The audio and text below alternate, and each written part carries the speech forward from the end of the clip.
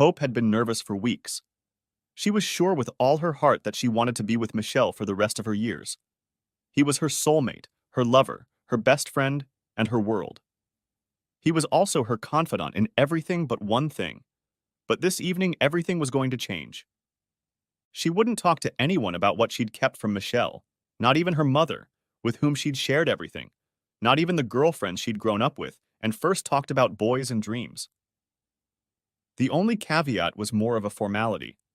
She sent the question to a well-known couples therapist who had a column on relationships in the local newspaper. The advice she received in response after it was finally published seemed cautiously optimistic, though fraught. Hope had read and reread the response many times, and as their wedding approached, she decided it was now or never. Michel would understand, and it would prove their love for each other, strengthen their bond, and help bind them in partnership for the rest of their lives. She pulled herself together and confirmed in her mind and heart that tonight would be just that. It had to be just that. She didn't spare a single detail. Everything had to be perfect. Hope had met the tall, athletically built, and devilishly handsome Michel when she was only 18.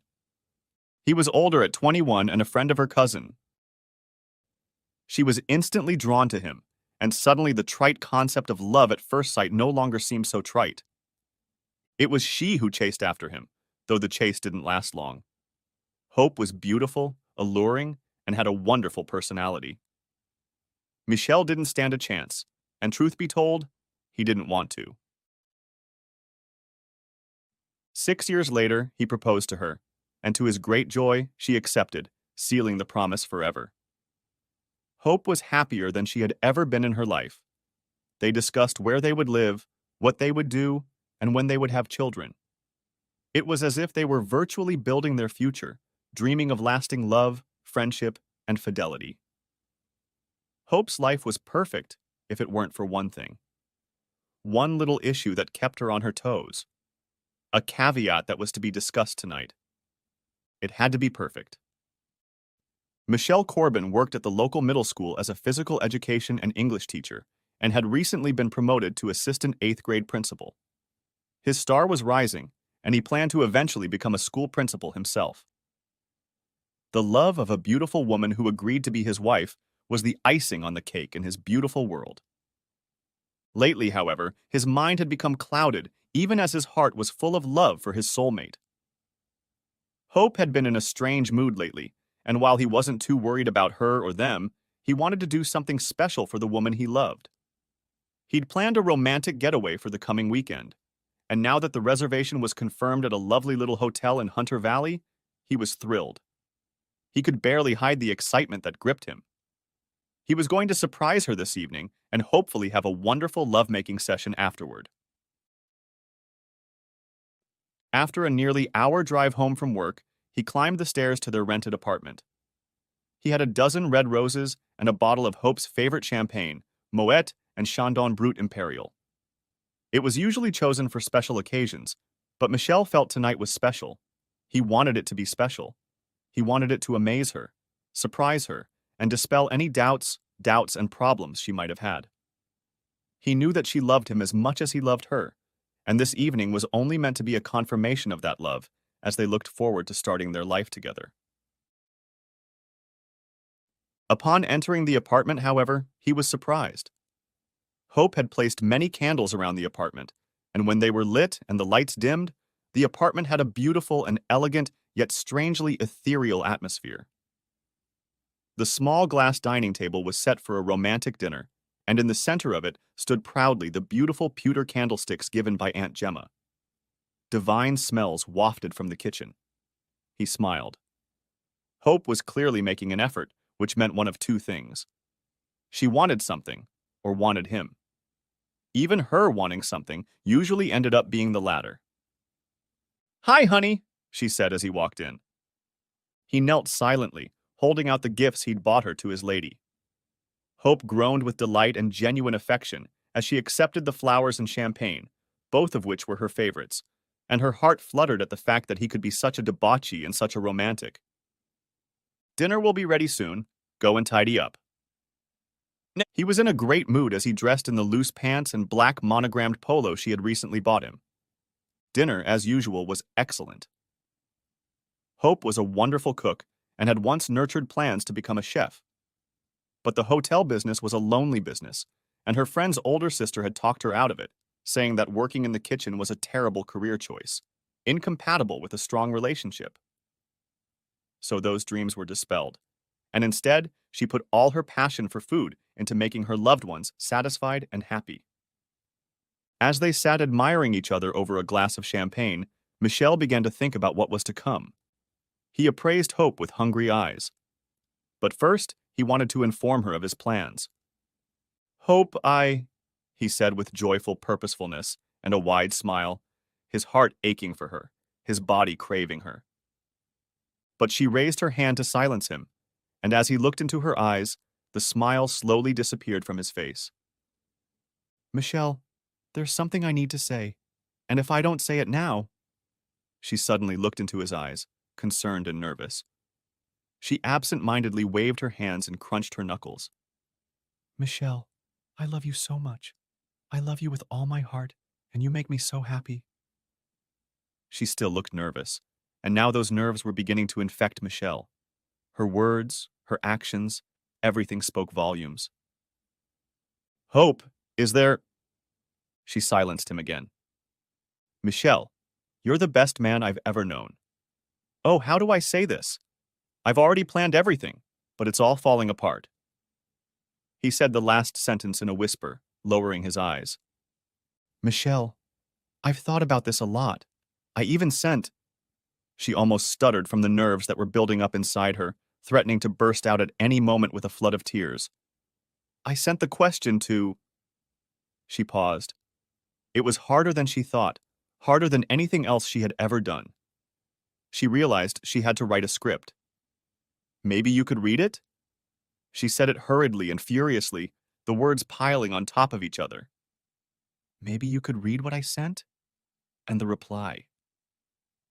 While Michel sat confused, Hope jumped up from her seat like a bundle of frantic energy. Grabbing her phone, she muttered to herself and quickly opened the bookmarked page to a column by Ishta Madison, a relationship therapist. Here, she said quietly, unsure of herself. Still, she placed the phone in Michael's hand, whose face clearly read confusion and doubt. Please read this with an open heart and an open mind. I love you so much. He slowly lowered his gaze to Hope's phone. It was a well-known couples advice column for a local online newspaper. He'd been reading it often for the past year. But now Michel looked up and raised an eyebrow in Hope's direction. She clumsily poured herself a large glass of champagne, then threw her head back and gulped it down in one gulp. He lowered his gaze to his phone again and began to read, his heart breaking as he did so. I am deeply in love with the man I've been dating for the past 6 years, since I turned 18. He is everything to me, and I want to live the rest of my life with him, and I know he feels the same way. I love him so much it hurts, but I have one issue that keeps me up at night and has me thinking about our fast-approaching wedding. My finances are the only man I have ever been in a relationship with.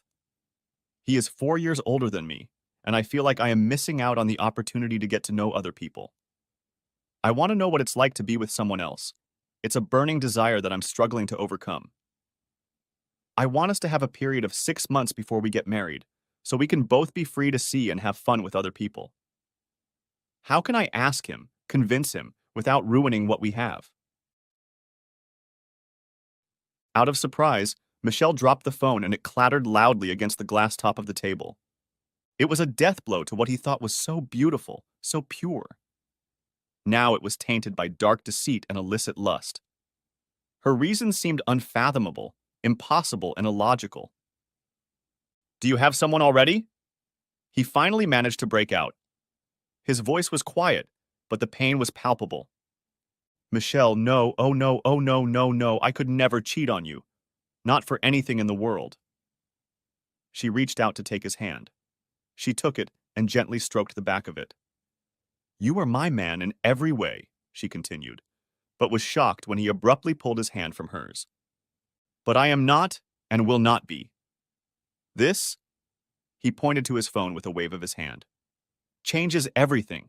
It tells me I'm not your everything. Why? Don't I love you enough? He pleaded, his voice harsh, his eyes searching. This was the moment. She knew these questions would be asked. Such a simple request, such a harsh answer. With trembling hands, she clumsily poured another glass of wine and swallowed hard. No, Michelle. No. I know you love me. I see it every day. I feel it every moment. Your love for me is so beautiful, so sweet and tender. But that's not the point. It's because I have so many questions about myself, about what I am or what I'm missing. I have so little experience. We met when I was only 18. I was still very young. Now I'm a woman, but I've only had one real relationship, and it's a great relationship. But I'm nervous. I'm anxious. When I see my girlfriends with their boyfriends, feelings boil up in me, and I wonder how it's going to be. Oh, please don't, she said, seeing the tears on his face. Please don't cry. Oh God, I've ruined everything. I'm ruining everything. He nodded silently, watching the woman he loved tell him over and over again that he wasn't enough for her, even though she was trying to tell him otherwise. Her words outweighed her intent. But it's for both of us, she continued, trying to help him break through the darkness, to see her light and understand her compassion and devotion to him. You may see other people too, but it will be the two of us, confirming our relationship, our future marriage, our life together forever.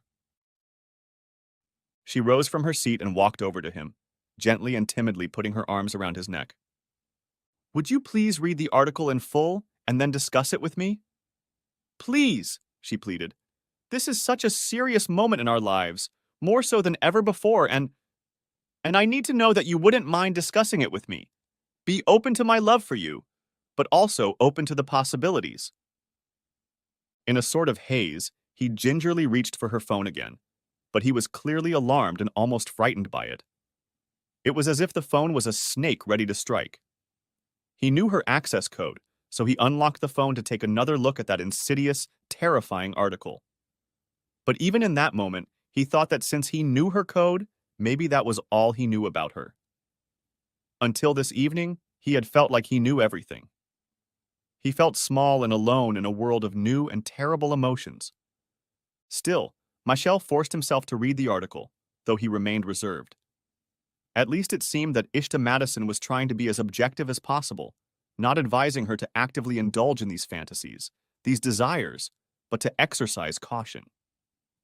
He flipped through some of her comments again and again, reading and rereading what seemed to be nails driven into the lid of the coffin in which his hopes and dreams lay.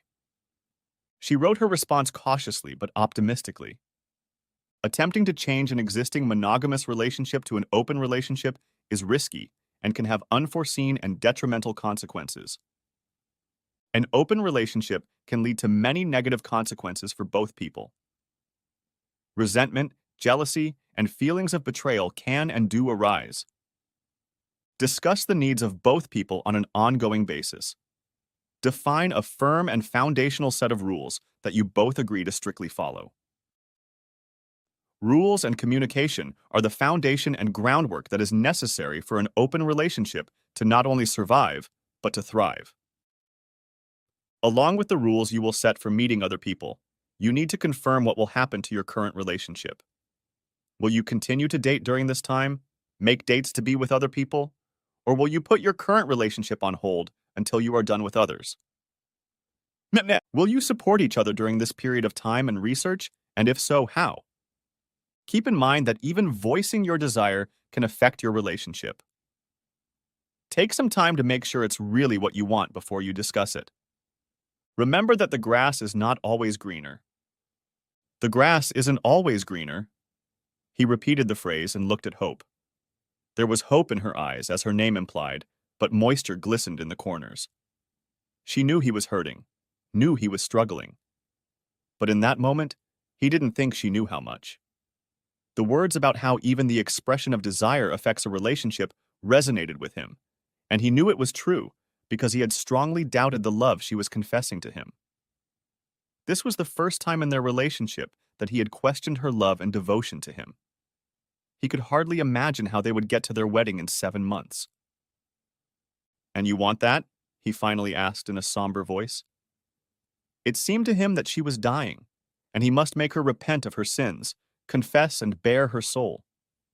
She nodded. "Do you want this at our wedding?" "No," she almost shouted. "Not over our wedding, never over our wedding.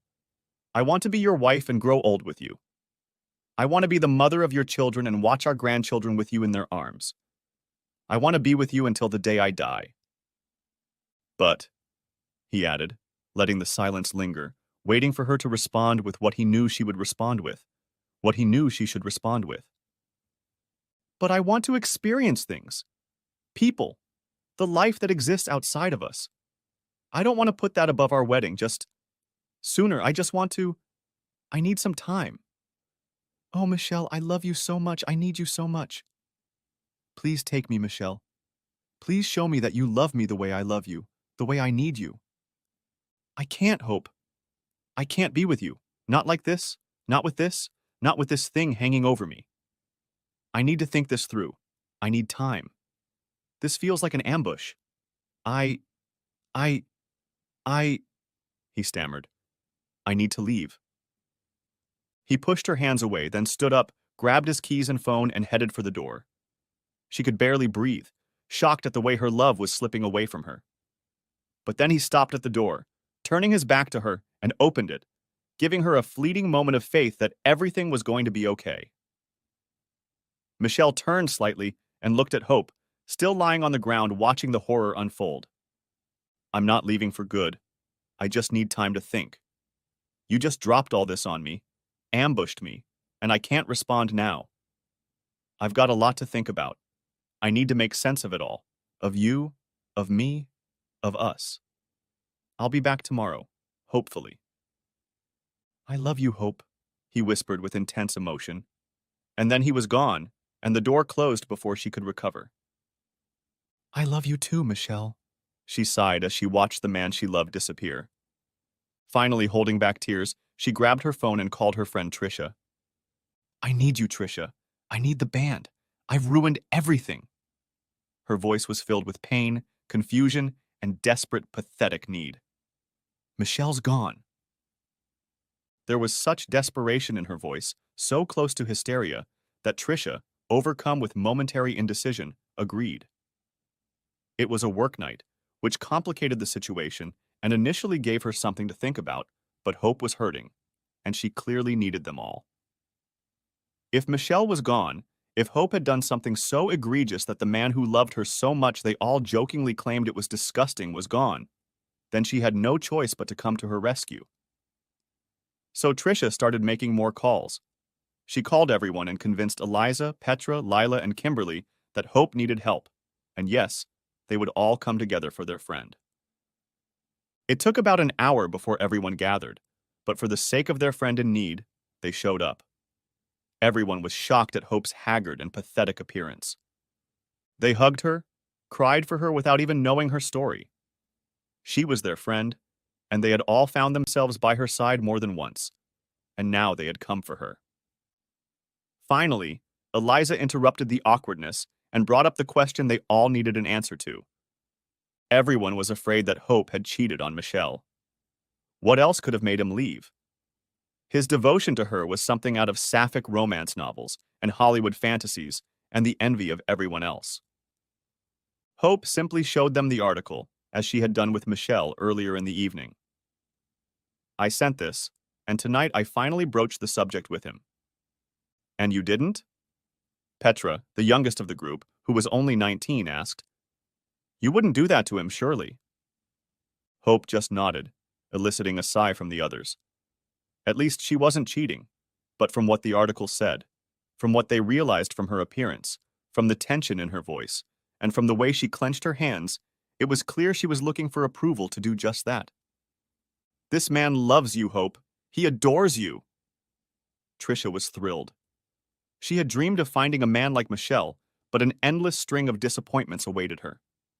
One loser after another had simply passed through her dating life, and while she'd never been jealous of her friend's relationship, she'd certainly longed for what Hope had, spending many nights longing for even a fraction of the happiness Hope enjoyed. So we'll just call it off, Eliza said. Not the wedding, she added hastily as everyone looked at her anxiously. I mean, just say you've changed your mind. Don't do it. But I want to. I need to, Hope repeated her earlier argument. I won't cheat on him, and I can't explain it in a way that sounds logical even to me. But he's the only man I've ever been with. I need something else. I need to explore and understand. Oh, I blew it. He wouldn't even make love to me when I begged him. He had never turned me down before, but tonight I was trying to force him to be with me. But the thought of being with me drove him away. He pushed me away and just walked away. Can you blame him? Replied Petra, as the group hugged once more and burst into tears. He probably thought you were trying to bribe him. But Hope tried to speak but fell silent. That's exactly what she did. Michelle saw right through her, right through her. Don't confuse fun and love. Think with your head and your heart. Anyway, I thought you said Michelle was a great lover, said Elise. I think so. But I have no one to compare it to. I have no other experience. I just want to experience it just once before we get married, before I spend my whole life with one man. Kimberly then said what many thought she had said. Her words were cutting and sounded sincere. If you're not careful with this one, someone else will pick him up. That man is too good-looking and too attractive to let you just play the field and cheat him out of marriage. He'll get himself a warmonger, and then they'll never want to leave, and he probably won't. Silence reigned over everyone again. I wouldn't make him a cuckold, Hope objected. I want that for both of us. It would be fair. I would never do something just for me, and I could never humiliate him, disrespect him like that. I've made it clear that if I'm doing this, I'm doing it for him too. But Hope, Kimberly continued, that's exactly how it's going to play out, both in his head and in reality. He'll think you're making a cuckold out of him. He'll know it. Everyone will know it, and they'll be right. Most of the girls nodded their heads in agreement with the slightly chubby brunette. Finally, Lila, who had been mostly silent, absorbing all the information and feelings of Hope and the others, spoke. She chose her words carefully for fear they might be misinterpreted. You've been honest with him, Hope, and he knows you love him. And even a blind man can see that he loves you. You just have to stay strong and true to what you need if you want him to say yes. The others were shocked that Lila was approving of Hope's choice and were about to admonish her, but she nonchalantly continued. I wouldn't do that, especially with a guy like Michelle. But if you want it so badly, you owe it to yourself to follow through. Stay true to your path. It'll be hard, but I'll help you and Michelle. I love you both. We all do. The others nodded in agreement. If you need to do this, if you must do this, and if we cannot advise you to do this, then we must help you make it real, but in a way that will not hurt any of you. It must be done discreetly and respectfully. But what if they do it and someone decides they like to play and won't stop? Objected Tricia. She took a big gulp as she pondered her next words. Hope is risking everything. It's too much. You say you want 6 months, but what if one of you wants longer or likes someone else better? That's not going to happen. I love Michelle and he loves me. Hope spoke confidently and calmly, but deep down she wasn't so sure. Neither of us would do that to the other, she said. He probably didn't think you would either, objected Petra. Silence fell on the group again, and they sat for a long time, thinking about what Hope was up to and how to talk her out of it or help her fulfill her wish.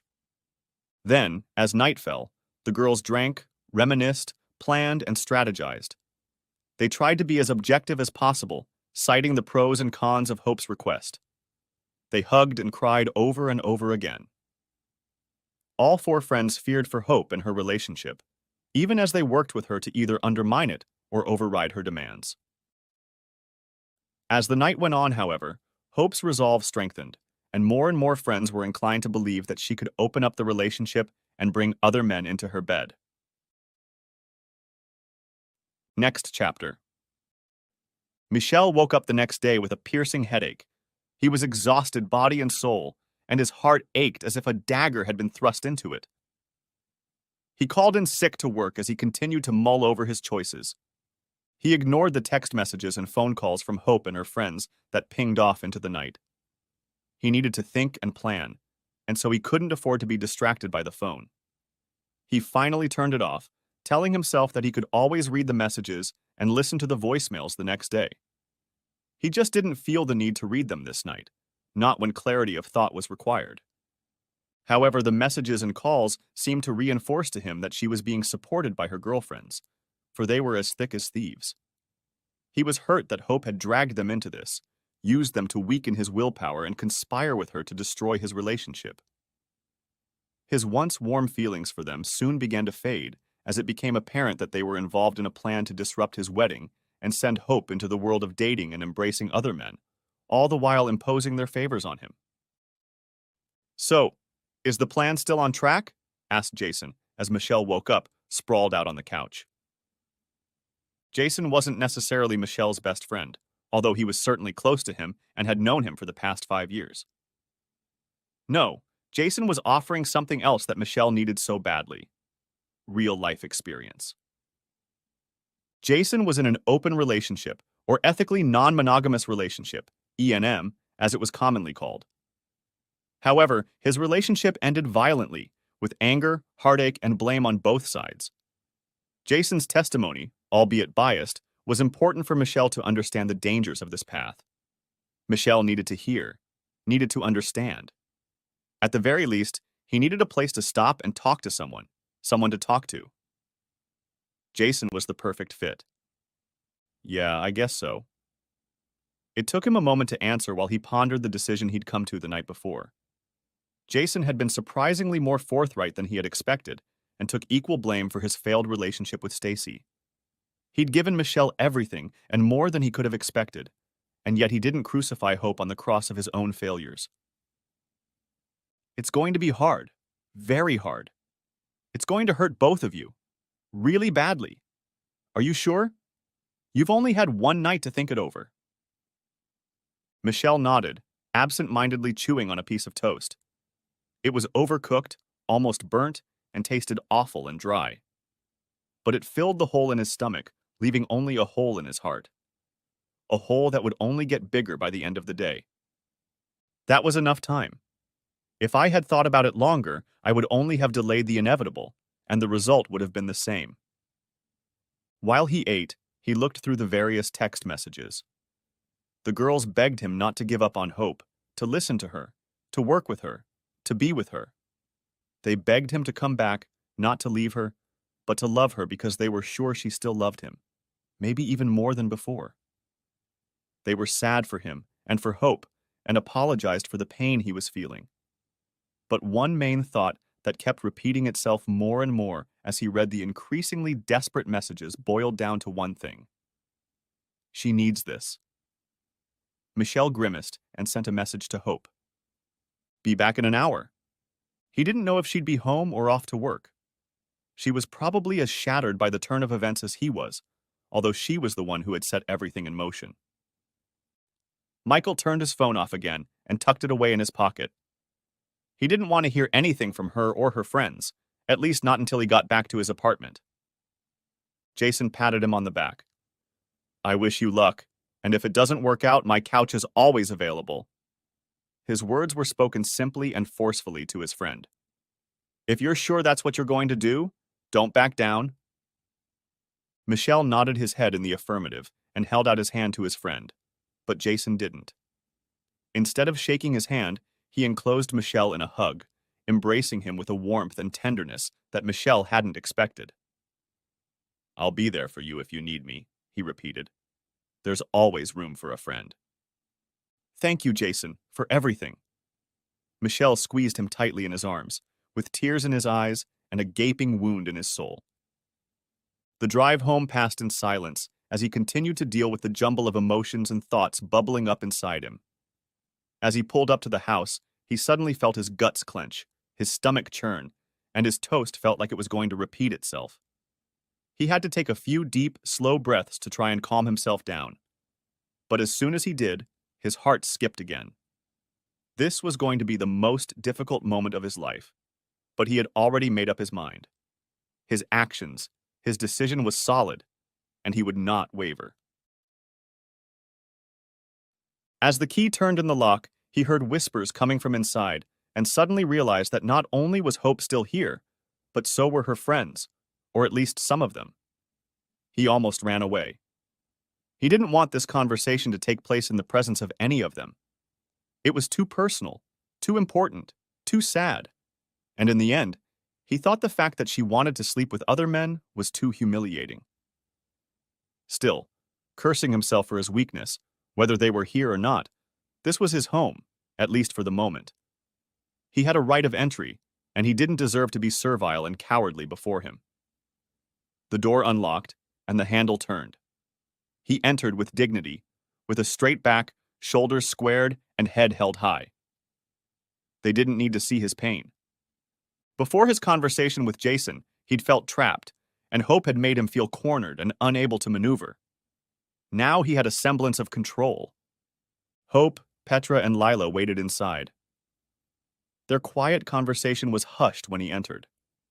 The other girls had left early in the morning for work or university, leaving the three remaining to continue planning for Michelle's eventual return.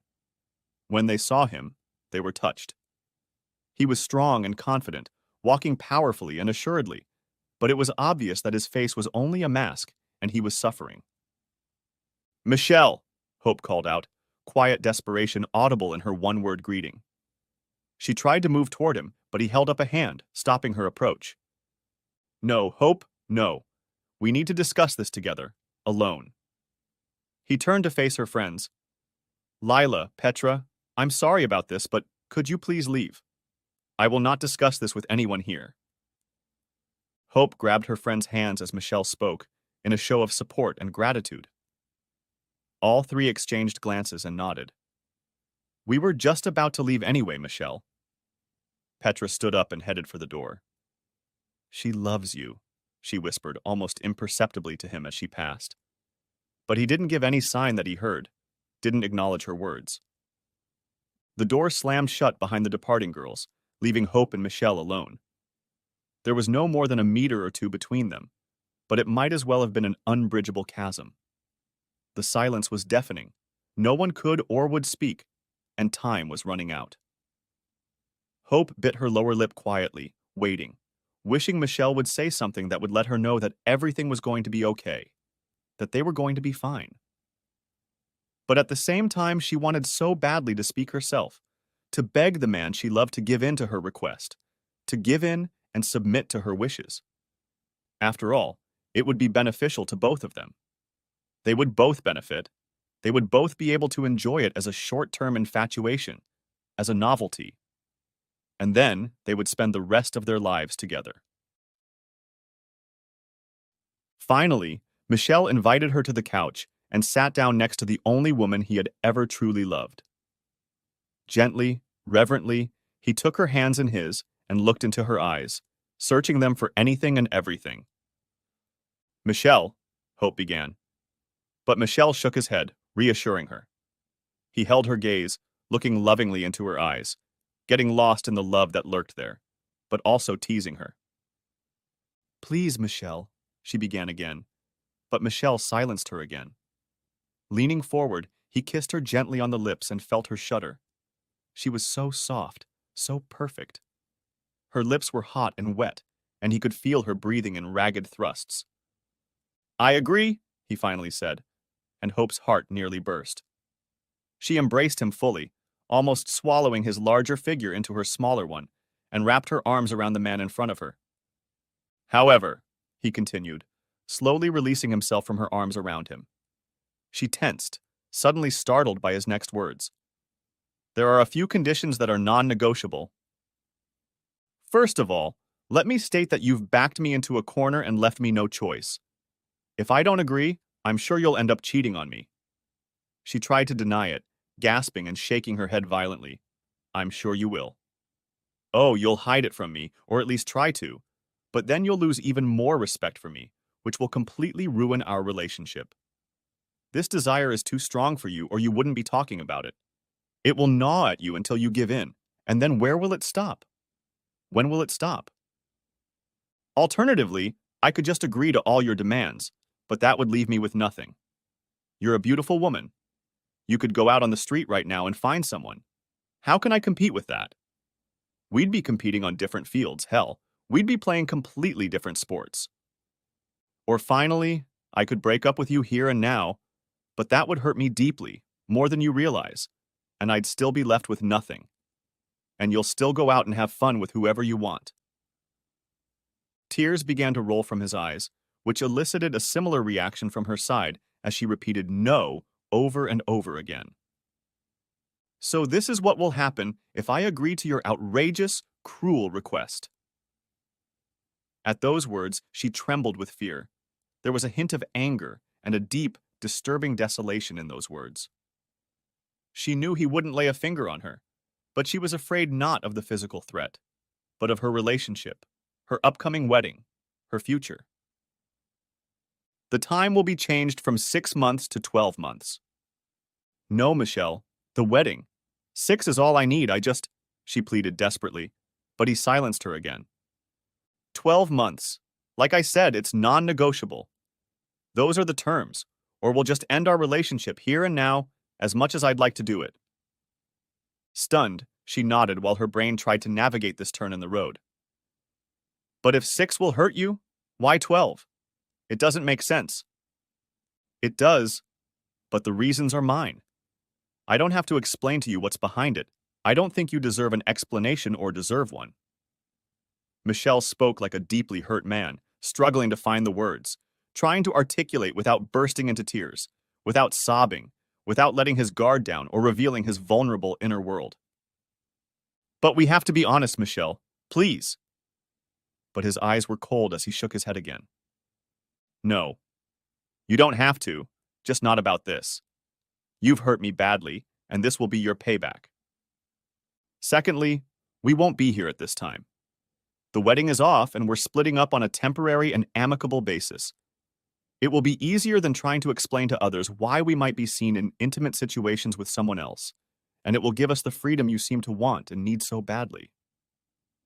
He took her hands in his again, but this time he used the tenderness as a stratagem, deftly removing the wedding ring from Hope's finger with a light movement and tugging gently on it. She screamed as the ring slipped from her hands, but her anguished cry meant nothing to Michelle. He tucked the ring away in his pocket and continued. Since we will be separated, you will not wear my ring. The thought of your amusing yourself with another man by wearing it, and even having it with you, disgusts me. Now she was crying in a steady, endless stream. Third, during this time there will be no communication between us. Nothing. No phone calls, no texts, no social media, no emails, no showing up at other people's houses. No friends to check up on, follow, or stalk each other. We just won't exist in each other's world. She fell silent. No contact for 12 months, not together, or with the love of her life. No, that was unacceptable. They could break up, they would break up. There was no other reasonable explanation. You're leaving me? She moaned, shocked and hurt. But he answered nothing because he was close to tears and had to concentrate on getting his word out. He had to convey to Hope the basics, the rules, and the structure that would surround them for the next year. And finally, you're going to tell anyone who asks the plain truth about why we broke up. You'll tell them that you wanted to have fun with others, that it was your decision. No one will brand me the bad guy in this case. I will not tolerate being seen as the one who broke us up. If I ever hear that you lied or misled people about our breakup, I'm not coming back. No, Michelle, no, I don't want that. I won't agree to that. None of it. Not now, not ever again. In fact, she seethed, and the wheels and gears in her head were turning, trying to get ahead of this unfolding and unmitigated disaster. I don't want this anymore. I don't want to pull away from you or from us. It was a mistake, a terrible mistake. I'm really sorry. Really, I'm very, very sorry. He smiled weakly, took his right hand and ran it over her cheek. Even upset, she was still beautiful. She was the most beautiful woman he'd ever known, and he was terribly hurt by her pain, but it was a pain she'd caused herself. The blade of her lust and desire that she had wielded the previous night had been double-edged, and in her haphazard attempts to wield it to cut herself a bigger piece of the pie, she had inflicted grievous wounds on both herself and the man she loved. I'm sorry, Hope, but that's the way it has to be. I don't trust you not to look for other men as soon as I turn my back. I don't trust you at all. How did you think this was going to end? You started talking about wanting other men just a few months before our wedding. You knew the danger. It was obvious from the question you asked Madison. She even warned you of the risks involved. You knew, but you went ahead with the action anyway. And that speaks volumes. It's so important to you that you're willing to risk our relationship, our wedding plans, and our entire future together for your own satisfaction. No, he rose, leaving her on the couch with her pain. This is happening. He moved into the bedroom, carrying 2 suitcases and his gym bags. I'll get everything I need now, and then we'll be done. We're renting an apartment, and nothing I leave behind will be irreplaceable. He paused for a moment, looking around the bedroom, the place where he and Hope entertained. It was a refuge from the outside world, where they could take refuge from the storms around them, where the darkness and horrors of this world could never touch them. But now, as his gaze fell on all the furnishings and trappings of the room, they were alien. They belonged to someone else. What about the rules? She asked. Ishta had suggested a bunch of rules, and strong, reliable communication was essential. How many can we date and how long between dates? Is there anyone off limits? Michelle, we need to address these issues. We need to agree on them.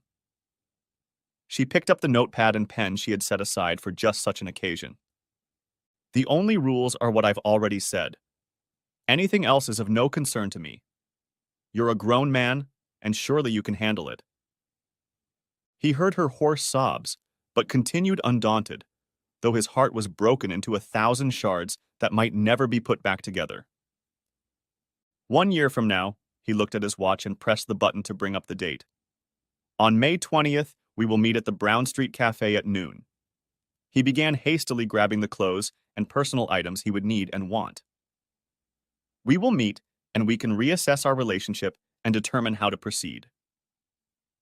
He didn't look back at her, didn't see her curled up in a fecal ball with her head tucked into her lap and her arms wrapped around herself.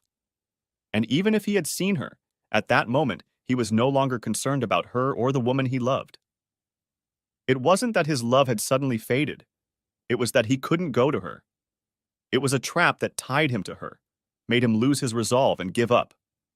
He steeled himself, protected his heart as best he could, executed the plan he'd come up with Jason's help, and delivered her. Now he was out of Hope's life, at least for the next 12 months. The suitcases and gym bags were finally stowed, and anything he didn't have, he would just buy again. As he started to move them toward the door, he finally looked up at Hope. May 20th, Brown Street Cafe, noon. There was no reply, only a quiet whimper. Hope? He tried hard not to reach for her, not to comfort her. He reminded himself that this whole horrible mess was all her fault. Hope, do you understand? There was still only quiet, choking grief coming out of her mouth in response. He sighed. She was the one who had started this ball rolling down the slope, and now that it was out of her control, she was cracking up uncontrollably. She was dumbfounded by the trajectory and speed at which he hurried away from her, bringing Michelle with him. Grabbing a piece of paper, he wrote the details on it and then, shaking his head, withdrew. I love you, Hope, he repeated as he left their apartment for the last time. This time, she didn't utter a word or make a sound in response. Next chapter. After receiving no response to their messages, Petra and Lila returned late in the afternoon to find the front door unlocked and Hope still curled up on the couch. Her stomach ached from the incessant crying, each sob like broken glass hitting her insides. But she couldn't stop and thought she might never stop. Her friends sat beside her, cuddled sweetly against her, wrapping their arms around her to protect her and give her warmth and love.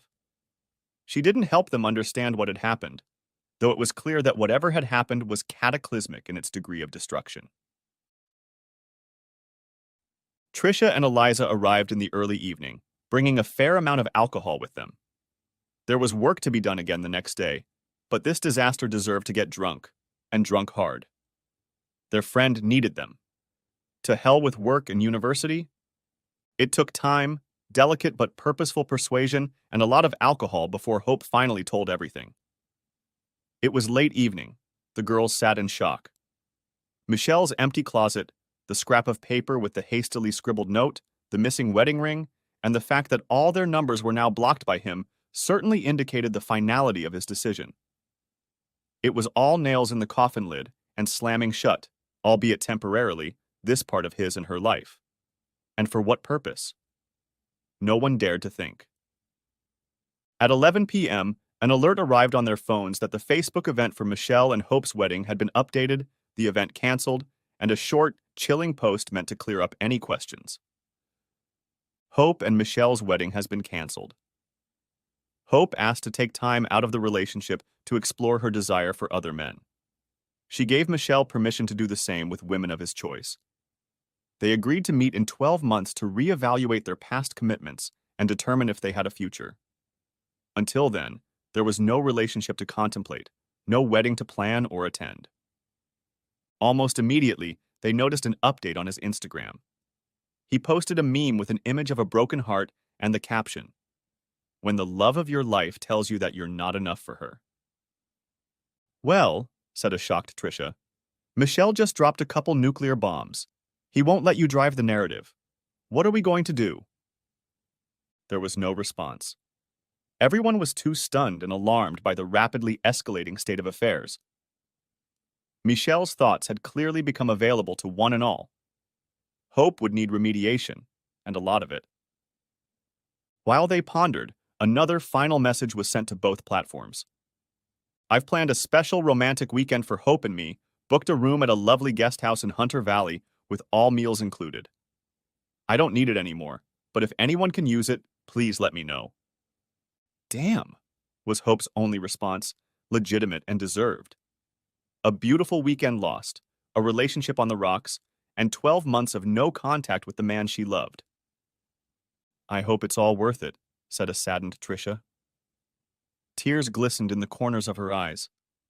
She loved Michelle. He made her friend so happy. He had been kind and considerate, warm and caring, but now Hope's greed and desire had ruined everything. Next chapter. Michael left and found himself traveling without purpose. He was traveling without purpose, aimlessly and haphazardly. He felt lost, and his thoughts were haphazard and dull. Eventually, he found himself traveling down a long, empty road. He had managed to get out of the city, and now he was somewhere in a semi-rural area. He wasn't even sure where he was and decided he needed to get his bearings.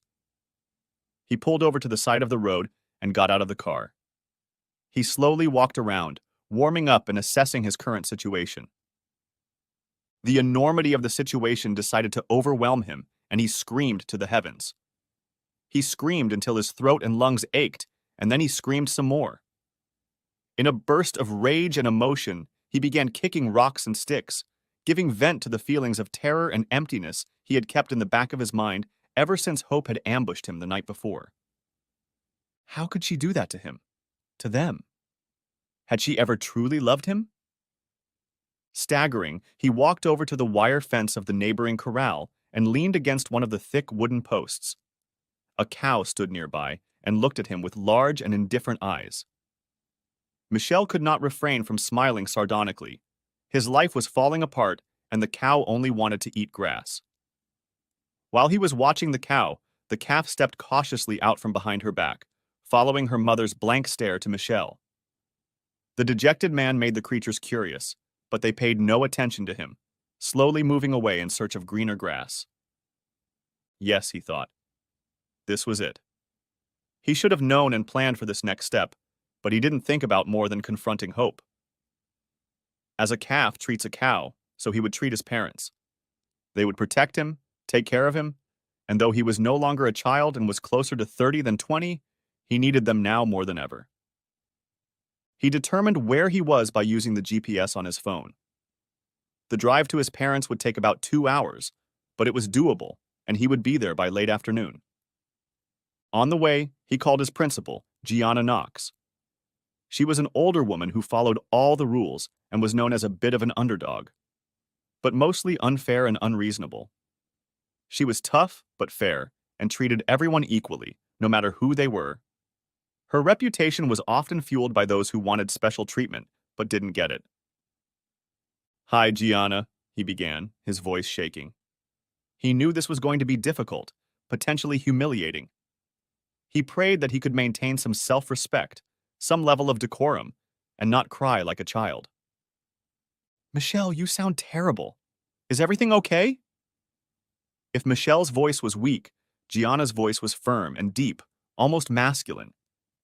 It was that voice that also contributed to her stern and implacable reputation. "Not really."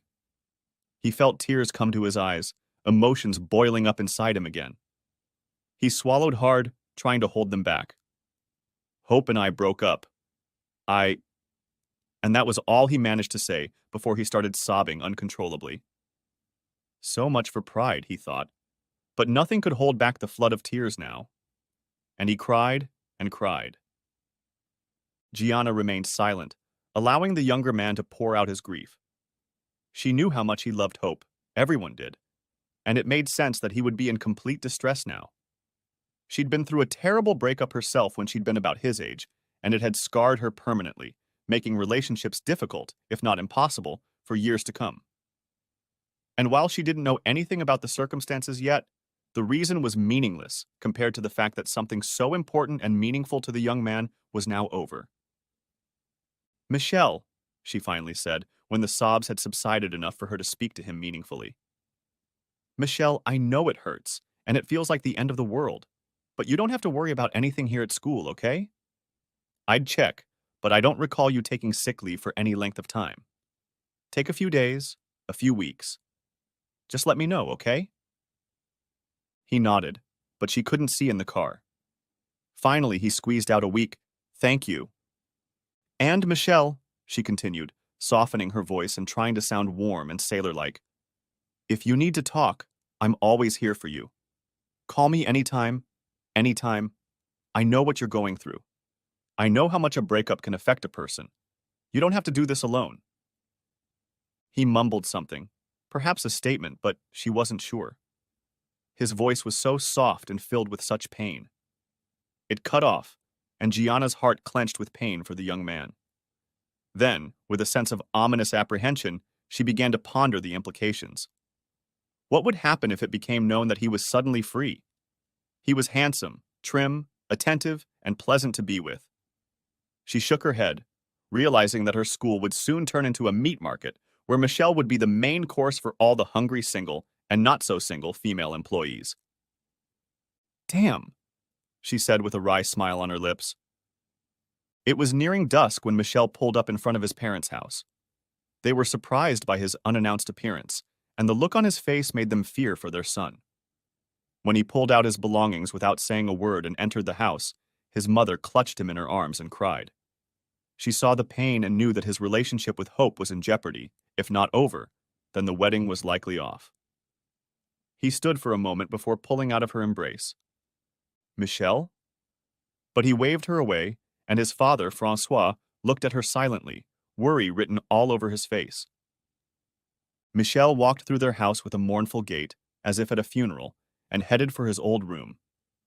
When he'd moved in with Hope years ago, it had been converted into a guest bedroom, and it looked nothing like the one he'd once had.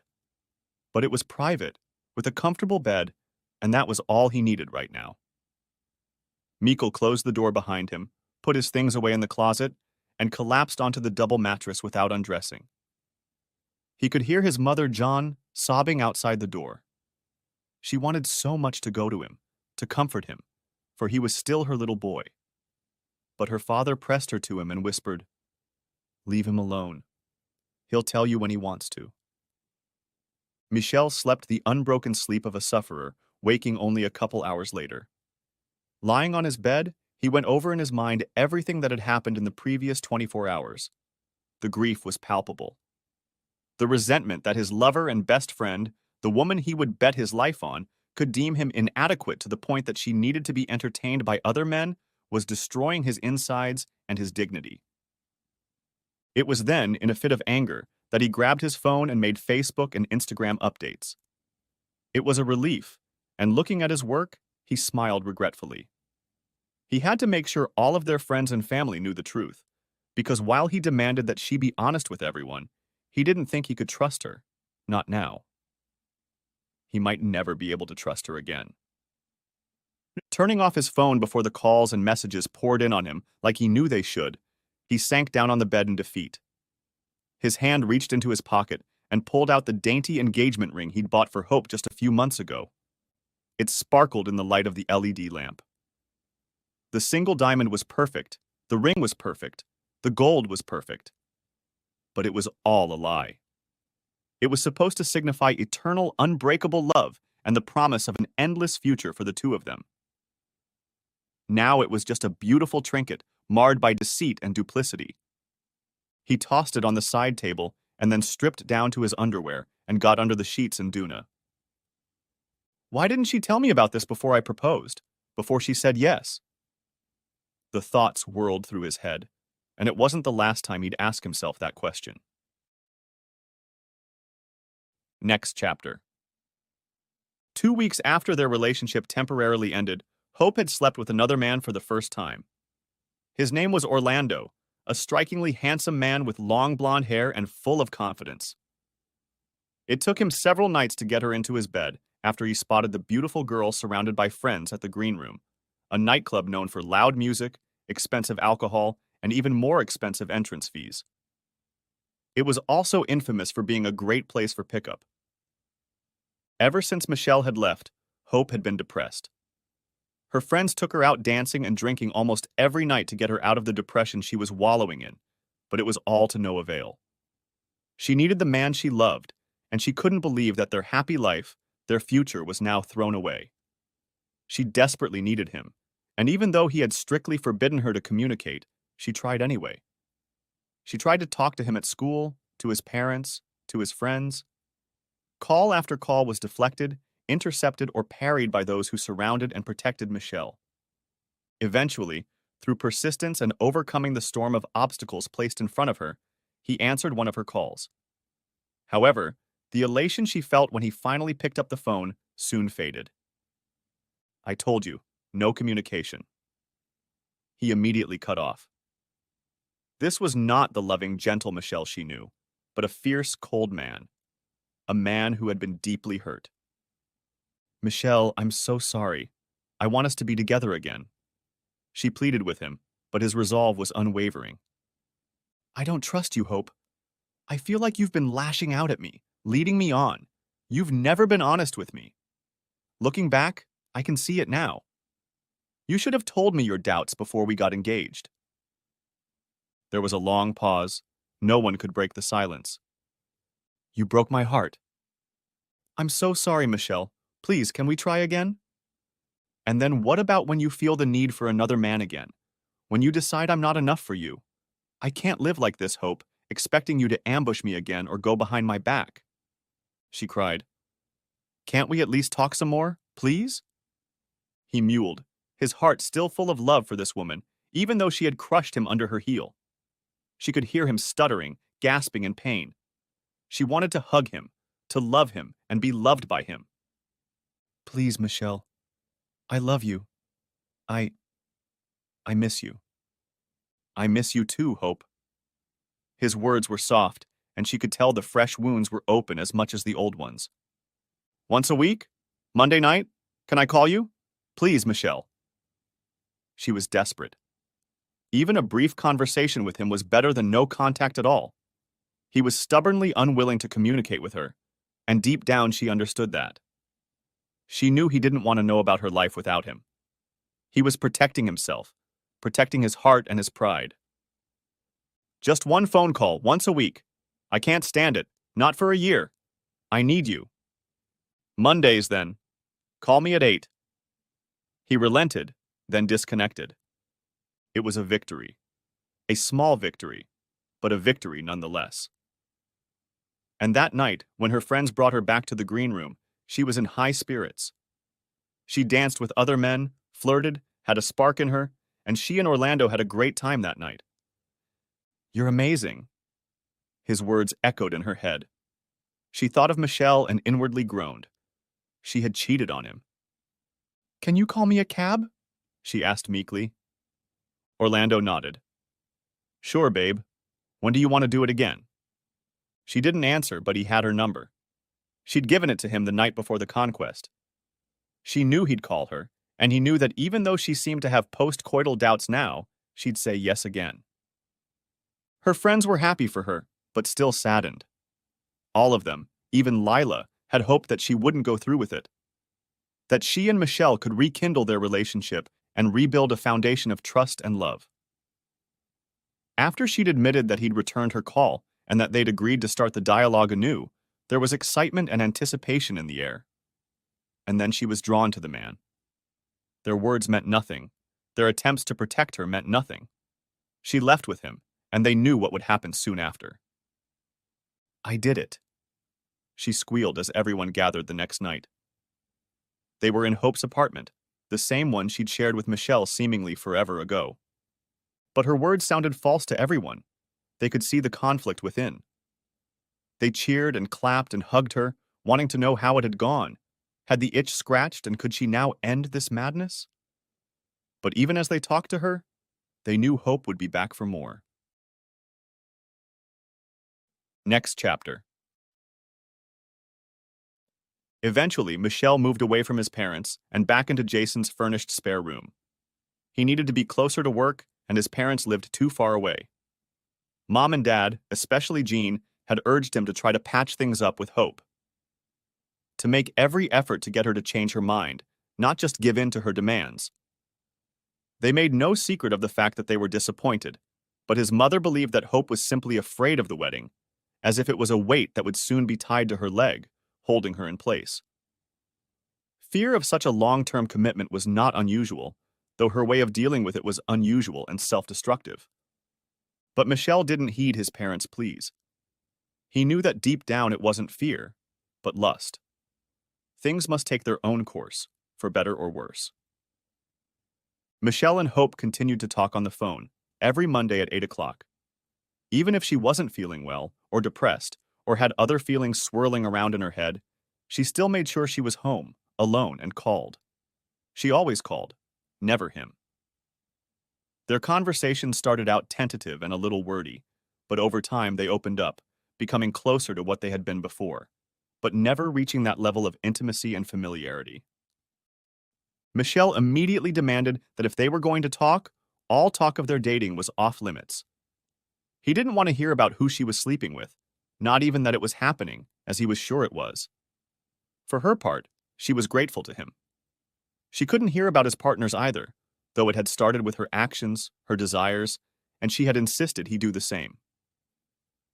Realizing that the man she loved was likely enjoying other women, Hope shuddered, feeling nauseous and sad. But that was what she wanted. The thought and realization terrified her. Their breakup had been going on for 6 months now. Hope had a string of steady lovers. With the help of her friends, she tried not to dwell on anyone. They feared that intimacy might undermine the ultimate goal of winning Michael back and becoming his wife. After 2 more dates, Orlando moved on to other women, and she dated 9 men. Some were good, some were disappointing and discarded after one night. One was exceptional. His name was Ty. Michelle, as Gianna had feared, had become the centerpiece of the greedy frenzy at their school. Affairs and casual liaisons were not uncommon, even among married or committed staff members. But when Michelle suddenly returned to the market, the very eligible bachelor was once again the center of attention. He dated many, and if rumors were to be believed, slept with many. But he still remained elusive, and no one seemed to be able to keep him away. If Hope cast him aside, many others were ready to pick him back up. Our wedding is in 3 weeks, Hope said wistfully one Monday, engaging in her weekly conversation. They'd been talking for almost an hour, and she kept looking at the calendar on the wall, where the date was clearly circled with brightly colored rings and love hearts. She wept, something she hadn't done in a long time. Michelle, I want this craziness to stop. I want us to go back. Please come back to me. I hate this. There was a pause on the other end of the wire, a sharp intake of breath, and she regretted mentioning the wedding and her desire to have him back in her life. She didn't want to pressure him. After a moment's introspection, she thought she'd done enough of that earlier in the year, when her hunger for other experiences had led them into this spiral of self-pity and loneliness. The line snapped. Shit! Her scream was loud and sudden, so much so that she shocked herself. Even more so when she found that the tears weren't just pooling in the corners of her eyes, but were free-flowing, pouring uncontrollably down her cheeks and falling onto the bed. The pain was suddenly back to the same level it had been the first time they'd broken up, burning deep inside her. She was in pain. Experiencing the pain made her do something she swore she would never do. On their night with Michelle, she'd made a phone call. Ever since he'd agreed to talk to her, Mondays had become sacred. They had to be alone together, so they had something to hold on to. Hope had always gently turned down anyone who asked her for companionship on those evenings, but now that she was destitute and feeling rotten and unloved, she needed to do something. She needed to let go of her pain. She needed Ty. Hey, babe, he answered the second call. What's up? I thought you weren't free on Mondays. Was it a night with your ex? With an ex. That hit a nerve.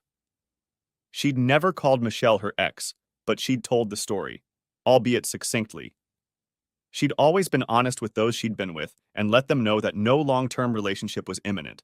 Her heart still belonged to Michelle, and she fully intended to give it back to him and be faithful when they met again at the Brown Street Cafe. I need you, Ty. And how could he say no? He was there in record time. He was the only one she'd ever brought back, the only one she'd ever defiled Michelle's bed with. He'd been there many times, but tonight would be the first time she'd be with him on Monday, Michelle's night.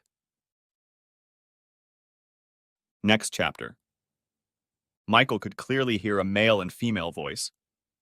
Michelle held the wedding ring in his hand, wanting to put it back on her finger to right his wrongs, to win back her love and her hand. But now he felt the long-forgotten dagger thrust back into him, deeper than ever. Its blade red-hot. She was calling to him, asking him to become hers again, to end the separation and restore their love. But it was a lie. She didn't want him at all. Michelle froze in place, listening, his insides twisting into knots.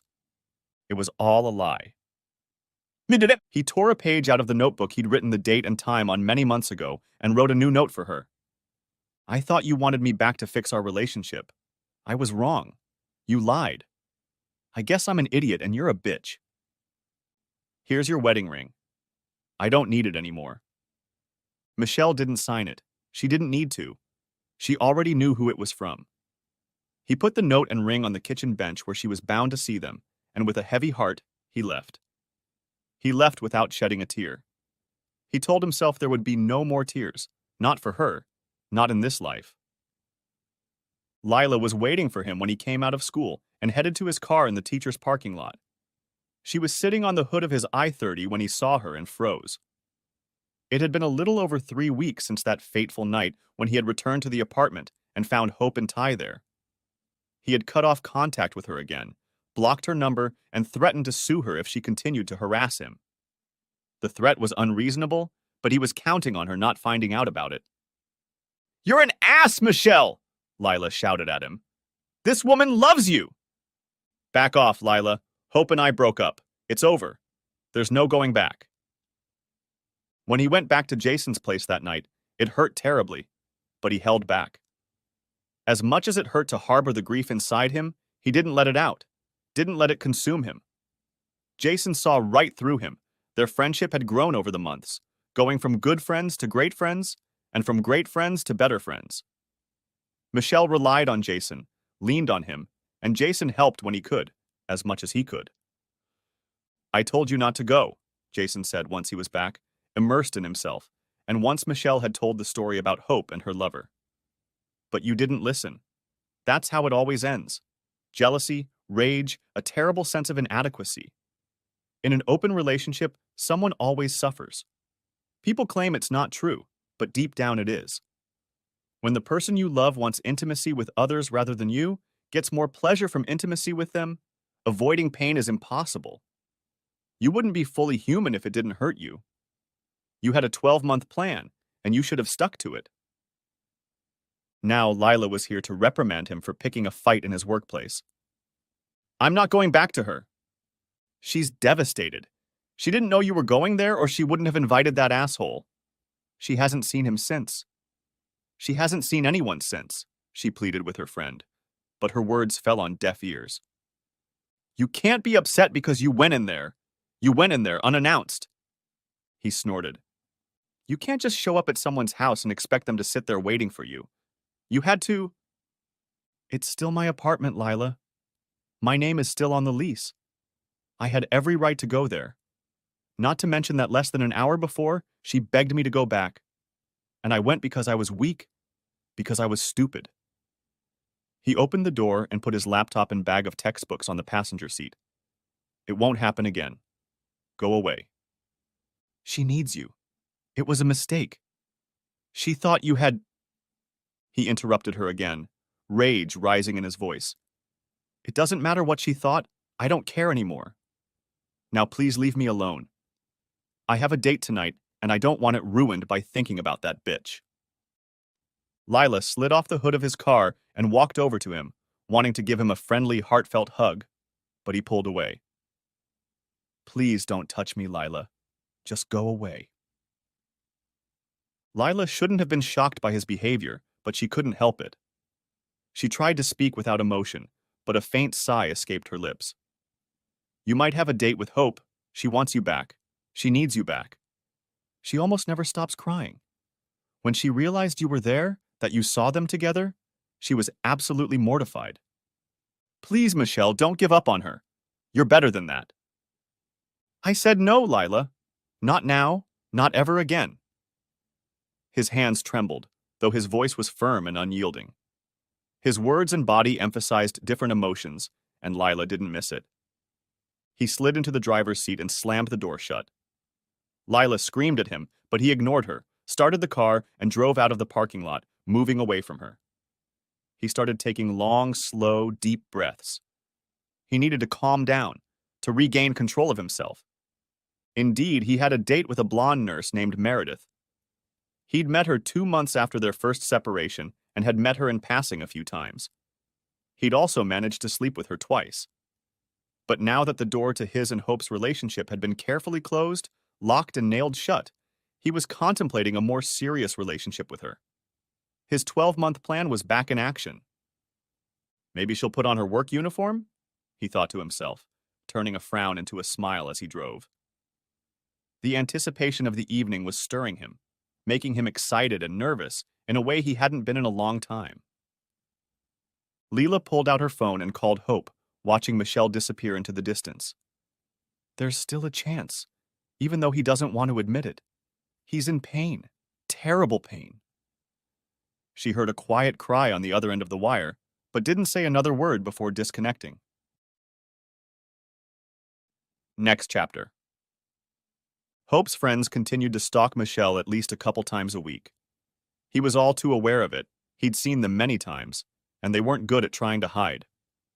So he found himself lingering in his office more and more often, working at school until dusk, or leaving early to avoid those waiting or following him. He often noticed someone following him on dates, or even stalking him when he was just out with friends. It was becoming unbearable and unforgivable.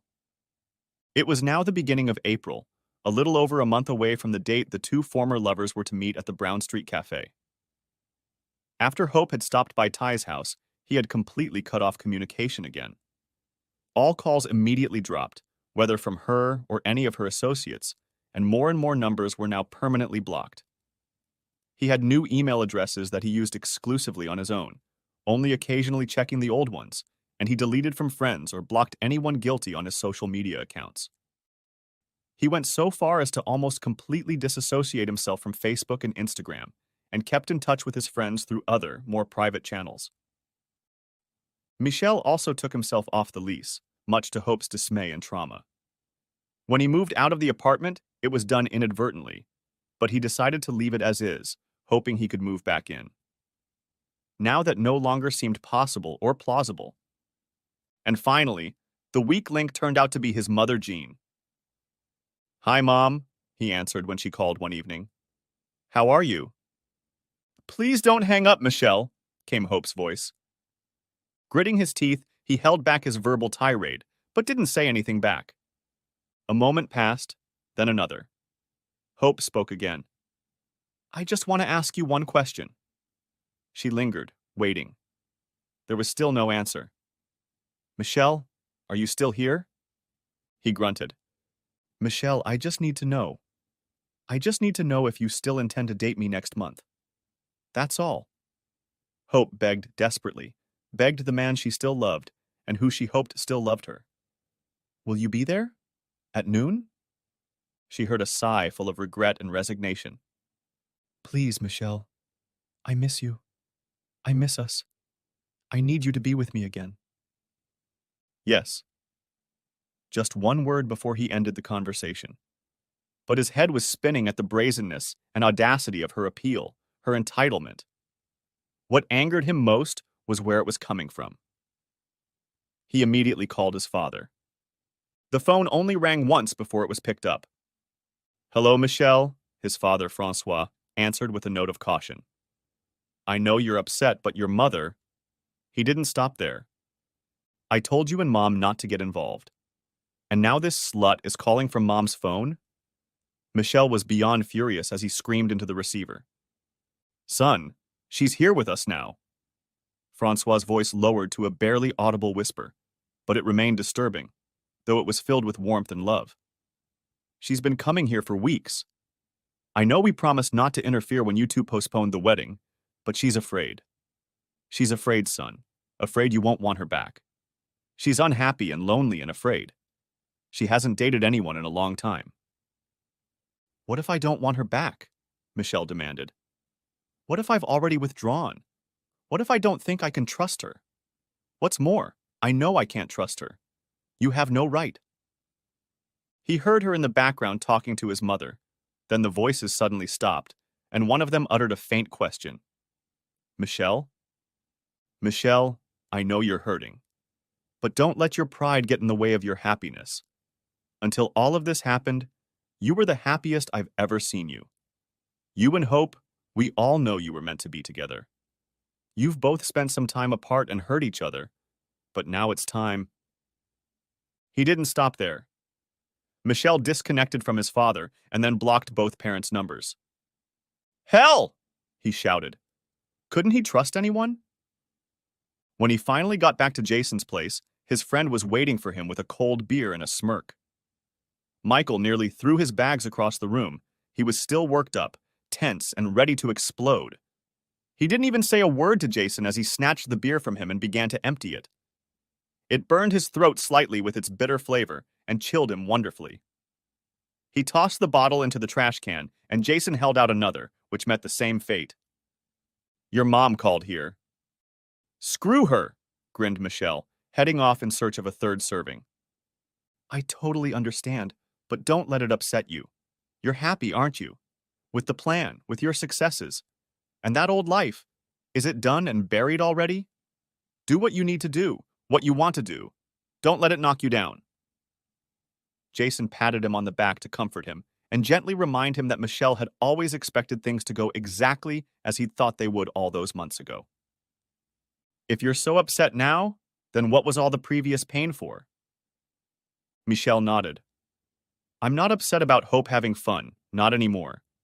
It's about the boundaries she crosses. My parents, my job, my friends, my dates. She continues to disrespect me at every turn. I've asked her to respect my wishes for 12 months. Just 12 months. He sipped his beer slowly this time, a smile spreading across his face. "But I'm happy. Really, I'm happy. I'm happy that I have a great job, good friends, and hopefully a beautiful, loving girlfriend waiting for me at the end. I'm happy that this will all be over soon and I can look forward to the future. Do you want to go out? The guys can meet us at the Crown." Jason loved the Crown and Squires, a local pub that was a short walk from his apartment. "Sounds like a great place. Just let me finish this one first," he grinned, taking another sip of his third beer in the last 10 minutes. There would likely be a live band at the Crown tonight to complement the overpriced schooners. But if his friends would be there, and it was Friday night, why not? He could sleep all day tomorrow with a hangover, and no one would care. He finished his drink and changed into jeans, a midnight oil t-shirt, and casual shoes, while Jason continued to chat about his new girlfriend. Ever since his relationship with Stacy had failed catastrophically, Jason wanted nothing more than casual hookups for easy companionship and fun. Jason was a man who burned himself badly. He never stayed with any woman longer than 3 months, but he was always honest with his new partners about his lack of long-term commitment. His relationship with Heidi was new, was in its second week, and he was clearly still at the stage of wanting to see her and be with her, though Michelle knew he would soon cast her aside like everyone else. The walk to the Crown took about 10 minutes, and they passed the local diner, the Greasy Spoon. Since Michelle hadn't eaten yet and had already had 3 beers, Jason nudged him inside. It wouldn't hurt to get some refreshment before the heavy night ahead. 2 Chico rolls, 2 fish and batter, and $4 worth of fries, thanks. Jason handed the order to the daughter of the Vietnamese couple, running the place, and handed over a 20. Keep the change, buy yourself something nice. She was young, incredibly thin, bordering on anorexia and a real chatterbox. However, she spoke good English, something her parents had trouble with, and so in the evenings she took orders and translated for her workaholic parents. Jason and Michelle felt sorry for her, because at such a tender age, she was constantly working long hours. In addition, Michelle, as a teacher, feared for her education. Her workday left almost no time for studying and grades. Michelle, the girl addressed him. That woman was here again last night. Michelle felt his blood turn icy in his veins. She was asking how often you come here and when you usually go to the pub. He sighed and sank heavily onto one of the flimsy but surprisingly sturdy white plastic chairs that stood along the wall. I don't believe in this. I just don't believe it. Why can't they leave me alone? The woman was most likely Trisha. She lived nearby, and it wasn't a long drive to get here. She'd been to the Crown more than once before, and seemed to have her eye on the fish and chip store. Maybe, he thought, stopping socializing was a mistake. If he kept socializing, it would stop the stalking and harassment. Don't let it overwhelm you, buddy. Jason slipped the newspaper-wrapped food into Michael's hands. It's almost over, and you can get back to your life, right? Michelle wasn't sure of that, and only made a sound like a grunt and a sigh. This 12-month period was your idea, remember, Michelle. And no matter how things turned out, you've been blowing off that hot nurse for a while now, not to mention that administrator from your school. She was okay too. How about that young gym teacher? I mean, P.H. War. Michelle didn't seem convinced, so Jason continued. You and Hope? Well, I get it. It hasn't been happy sailing. She has boyfriends and you have girlfriends. Take it as a win. Don't worry about the other stuff. It's just them being desperate. You have another month before you decide what you're going to do, whether you're going to stay with Hope or move on. Either way, trust yourself and ignore them.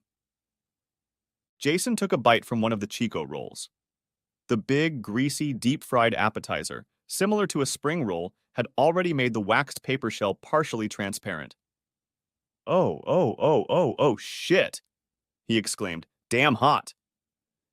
He waved his hand in front of his mouth, as if that could magically put out the fire inside, and Michelle was left only to laugh merrily. From behind the counter, the girl and her mother also joined in the laughter at Jason's expense. It took about 15 minutes to eat their portion of fat, butter, salt, and lots of carbs, during which Jason talked at length about Heidi. I think she might be the one. A dreamy expression came over Jason's face. He hadn't felt this excited and optimistic about a woman since Penny had shown up 5 months ago. She had lasted a full 6 weeks before Jason decided one morning that he didn't like the way she snored. The irony made Michelle shudder. Jason snored like a rusty robot juggling poorly tuned chainsaws. It was so loud that it could easily be heard from the other room and through 2 closed doors. I think I want to be exclusive with her, Michelle. I want to have a real relationship with her. He looked at Michelle, who was stuffing the last of his chips into his mouth, and grinned. Is it inappropriate to propose after only 2 weeks? Michelle almost choked on his chips, which made Jason laugh. I'm kidding, Michelle. Muttering an ew, Jason continued. I'm going to wait until at least 3 weeks. He playfully slapped Michelle's bicep. Come on, Casanova. There's probably another girl at Corona who'll want to get you. Jason laughed, looking at his friend. Let's find you a couple more pussies before your vacation is called off. Michelle clapped him lightly on the shoulder, and they walked towards the pub, towards drinks, and possibly something more exotic. The Shadowboxer were indeed the band playing at the Crown that night. They were a cover band of the Angels, but also performed many songs by other well-known Australian artists. Their performance of Am I Ever Gonna See Your Face Again, in particular, drew a lot of support from the growing crowd, as is always the case with this song. And Michelle, like everyone in attendance, shouted the song's unofficial additional lyrics at the top of her voice. Will I ever see your face again? The singer asked, enthusiastically repeating a lyric from the late, great Doc Neeson. No way, screw you! Shouted the crowd in response. And so it went on over and over again. In a way, it was cathartic. The lyrics were mournful, about lost love. But the crowd was responding on behalf of someone who was gone. And Michelle felt it, felt the words echo deep inside him. Who would he be? The one who yearns and is alone, or the one who runs away? As the last notes echoed and the crowd began to cheer, Michelle felt someone wrap their arms around him from behind and enclose him in an unwelcome embrace. He froze, contemplating the worst possible scenario. A sideways glance at one of his friends, Chaz, told him it was bad. Hope, he began as she whirled on him. But it wasn't Hope. Instead, Trisha's sweet face appeared before him. Her blonde hair was slicked back, and underneath an old and faded AC/DC t-shirt, she wore a man's red and black plaid shirt, unbuttoned but tied at the waist. You have a good voice for a drunk, Michelle. She tokenized with a smirk on her lips. Will you dance with me? She saw his hesitation before he even did. I won't talk about Hope, I promise. I just want to dance. I may be Hope's friend, but I'd still like to think I'm your friend too.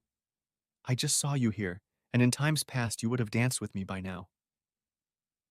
True, Hope had never liked to dance, but Trish liked it, and often he would go out on the parquet with her if she was between suitors. But now he just stared at her, not knowing what to say back. Trisha didn't expect an answer, though, taking his absence as acquiescence. It didn't matter, though. She wasn't going to take no for an answer anyway. As soon as the band started playing the next song, a driving and rumbling cover of The Poor's hit, More Wine, Please Waiter, she dragged him to the small and tightly packed dance floor. When one song ended, he found himself staying with her for another and another. Her smile grew, but deep down, he knew it was wrong. This was obviously another reconnaissance mission, and he was beginning to be annoyed by the recklessness of her actions. Finally, he pushed her away and started to turn back to his friends, but she grabbed his arm and pressed herself against him with all her might. Michelle, please! He pulled her hands away easily, shaking his head as he did so. You all need to stop following me. The more you do it, the less desire I have to go out with Hope again. You're accomplishing the exact opposite of what you want. She snuggled up to him with a cry of, What? The band started a new song, and it became almost impossible to hear each other. Michelle sighed and motioned for Trisha to follow him outside. He needed to talk to her, needed to get her and the others away from himself. Their constant interference in his life was unacceptable. He had come here with his friends to have fun, relax, and not think about anything in particular. He definitely didn't want to relive painful memories and heartbreak again. Trisha nodded in response to his gesture, and grasping his hand again, followed him to the exit. As they passed Jason, he smiled ingratiatingly and winked, which elicited an angry look from Michael. Trisha, that's not nice. He reprimanded the woman as they stood at the entrance to the Crown, inside which the noise of the band was still there, but no longer deafening. No, Michelle, it's not. That shocked him. He hadn't expected her to react like that, to agree with him so easily. He was confused. Very confused. Then what's your game, Trisha? What are you doing here? Not playing, Michelle. I was bored and lonely, so I came here to drink and dance and maybe try my luck. And then I saw you. I missed you, you know. We all missed you. We were friends once. She had a sad expression on her face, like someone coming to terms with impending death or a passing that can't be prevented. I know you don't want to talk about it, and I won't. But can we stay friends for this night at least? Just the two of us. Just friends. There were tears in her eyes. Michelle had always liked Trisha, and not just because she was one of the closest friends of the woman he loved. She was genuine. For a long time, he felt protective of her.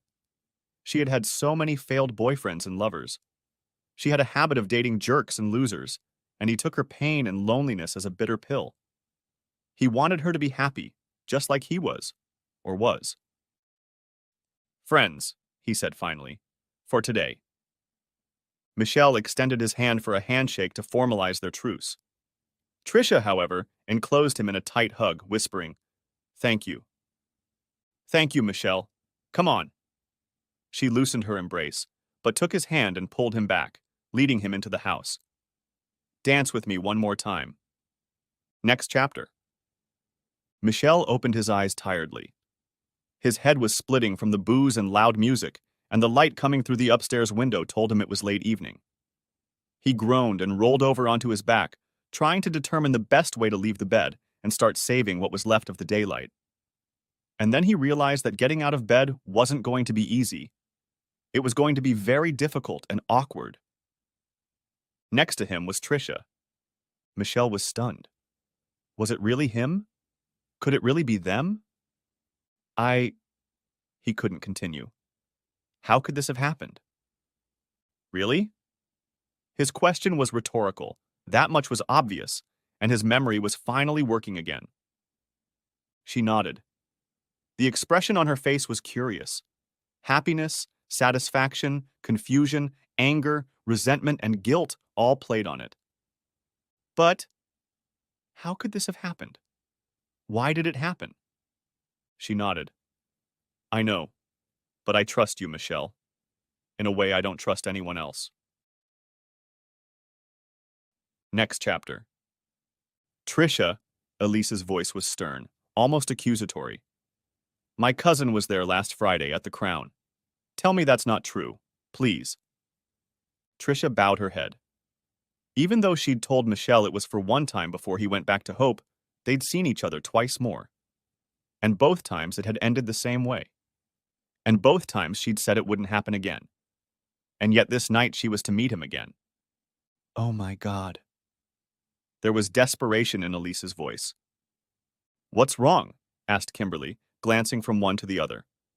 What's going on? Trisha took a deep breath. She couldn't hide it, couldn't deny it. I slept with Michelle. Silence hung in the air at the table. Elias, Trisha, and Kimberly had gathered for lunch on Thursday at their favorite diner to chat. They had often talked about Hope and Michelle before, but now it seemed to be about Trisha and Michelle. The roll with the halloumi salad no longer seemed appetizing to Trisha. The shame of her act burned her cheeks scarlet, and she tossed her lunch back onto the paper plate. You what? I hooked up with Michelle, okay? I just ran into him and we became friends. Just as friends. Just as friends. Bullshit, Elise hissed. Hannah saw you with him. Trisha nodded, looking at her feet. How could you? How could you betray Hope? Eliza was furious. I thought you were her friend. Trisha gathered her courage. She wasn't going to put up with this. What had happened was Hope's fault. That stupid, self-righteous girl. You know Hope was having fun with Glenn and Tony, right? She threw the words back at her friends. Hope threw Michael aside. He's a great guy and he deserves better. He doesn't deserve to be disrespected like that. But you're her friend. Elise's harsh words didn't match the look on her face. She was devastated. If news of this got back to Hope, it would crush her. Hope made some mistakes, but she's trying to make things right. She's not fooling around anymore.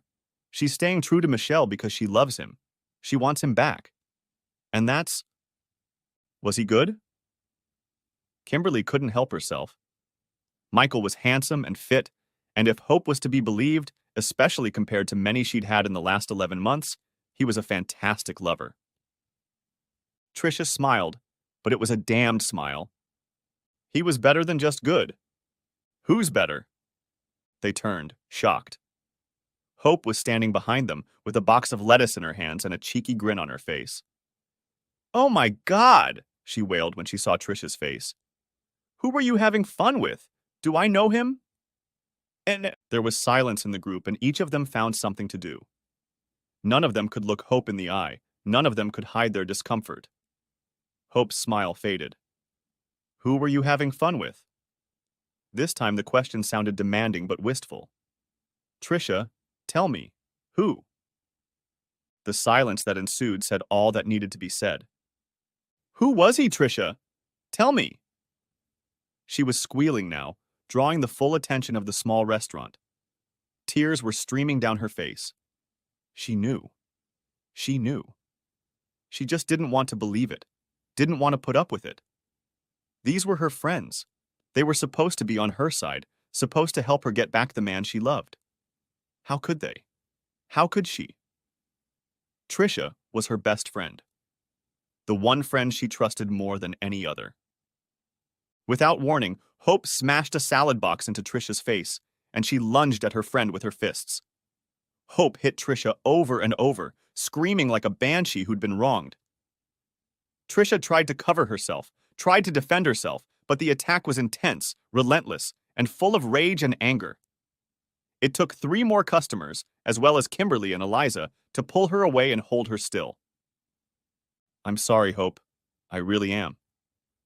She shook the rest of the salad out of her hair and walked away with her head down. "Did you really have fun with Glenn and Tony?"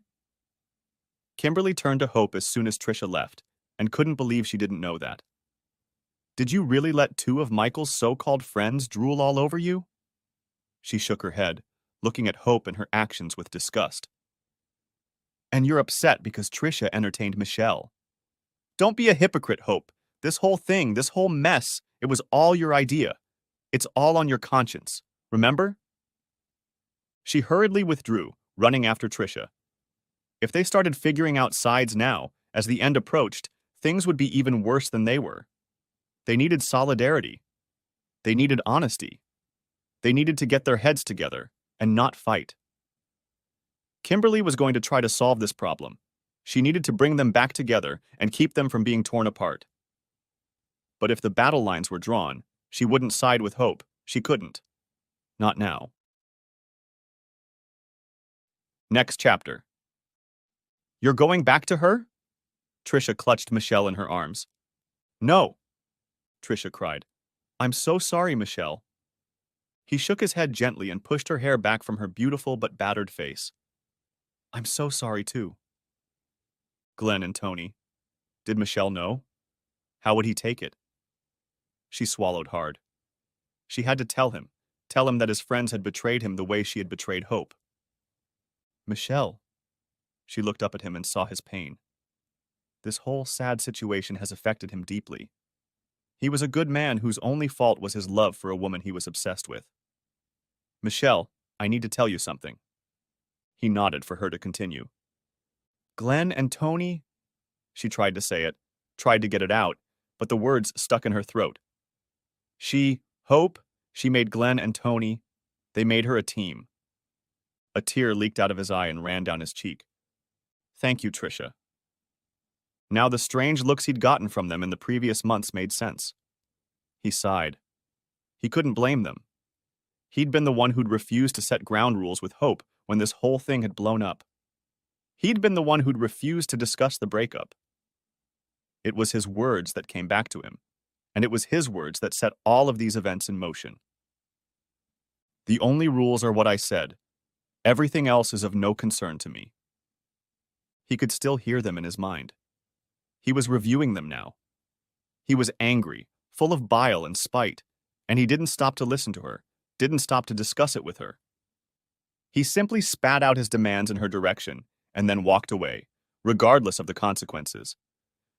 Thank you, Tricia, he repeated. I don't mind. She was free to be with whoever she wanted to be with. No questions asked. Just like I was free to be with whoever I wanted to be with whoever I still want to be with. He looked down at her and smiled. And I want you, Tricia.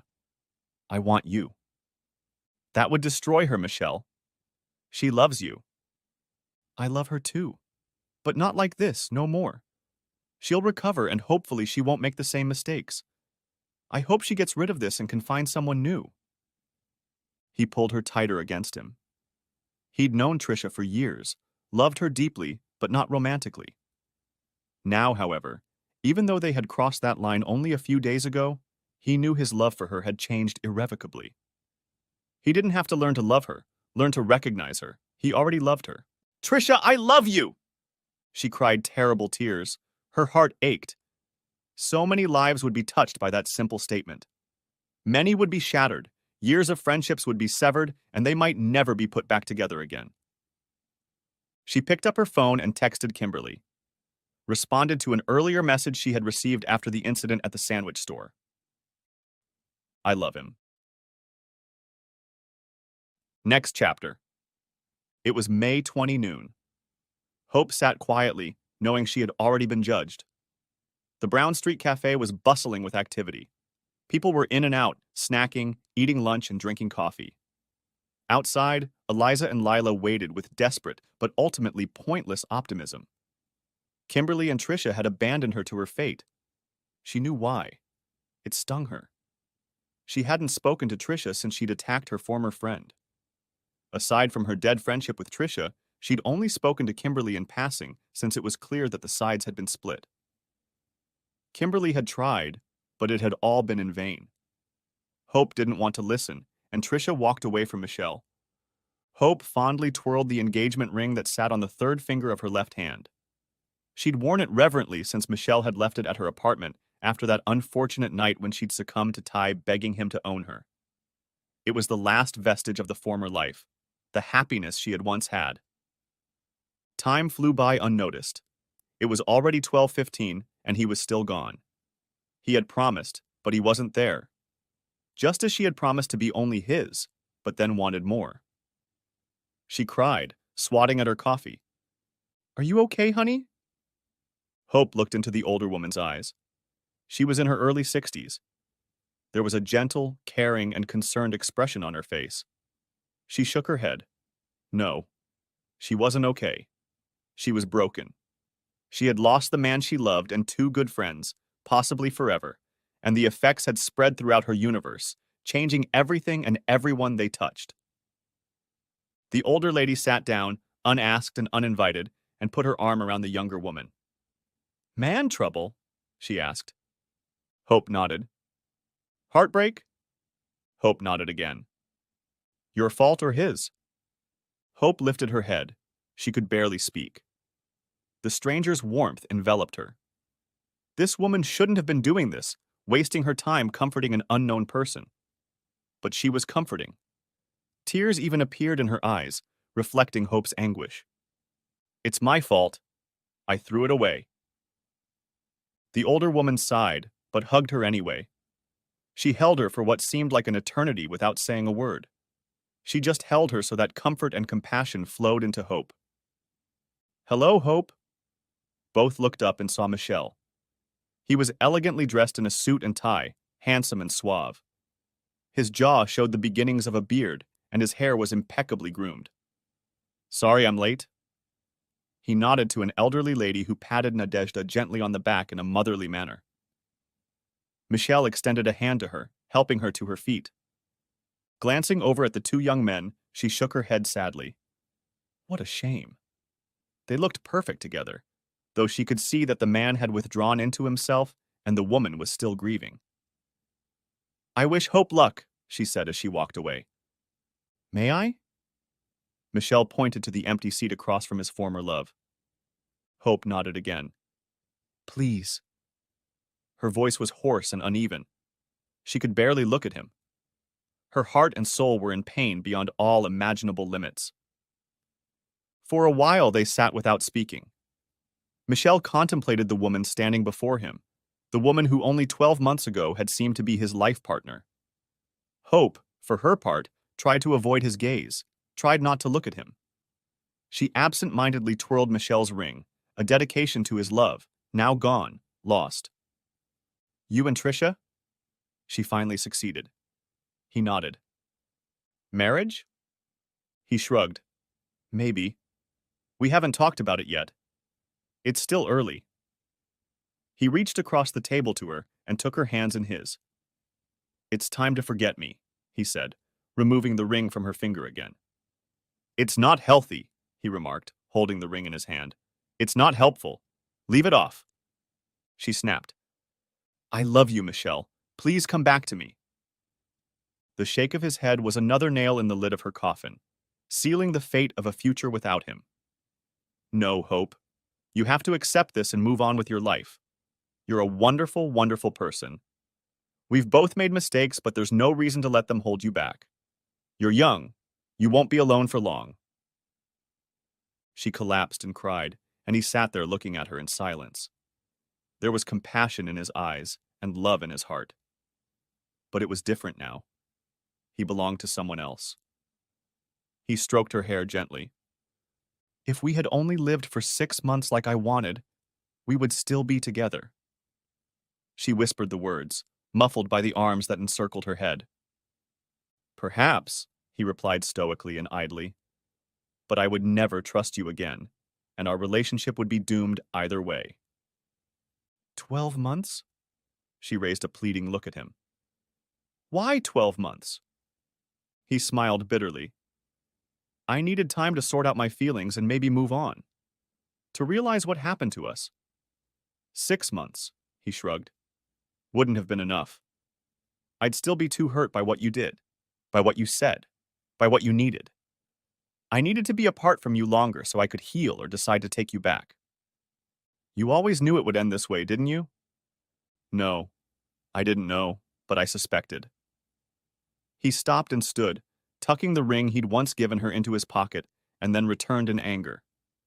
He was convinced that keeping it in his possession was harmful. He didn't want her to be hurt, didn't want her to dream that they could be together again. That relationship didn't exist anymore. It was over between them. The idea of dating other people belonged to you, Hope. You took it unilaterally. Up until that point, I was happy. Trisha misses you.